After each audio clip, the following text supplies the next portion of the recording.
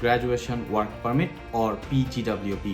এতগুলো চেঞ্জেসের মধ্যে PGWP fairly unchange for most of the parts. Although এখন কলেজগুলোতে যদি তুমি স্টাডি করতে চাও তাহলে কিন্তু তোমাকে বুঝতে হবে তুমি কোন প্রোগ্রামটা নিচ্ছ, বিকজ কলেজের সবগুলো প্রোগ্রামে পোস্ট গ্র্যাজুয়েশন ওয়ার্ক পারমিট পাওয়া যায় না। বাট আদার দেন দ্যাট কানাডাতে স্টিল তুমি 3 ইয়ার্সের ওয়ার্ক পারমিট পাবা, যেটা হচ্ছে ইংলিশ স্পিকিং কান্ট্রিগুলোর মধ্যে সবচেয়ে highest. Although you have to keep in mind যে কানাডায় কিন্তু পোস্ট গ্র্যাজুয়েশন ওয়ার্ক পারমিট একবারই দেয় লাইফ টাইমে। সো তুমি একবারই ওয়ার্ক পারমিট পাবা ফর 3 ইয়ার্স।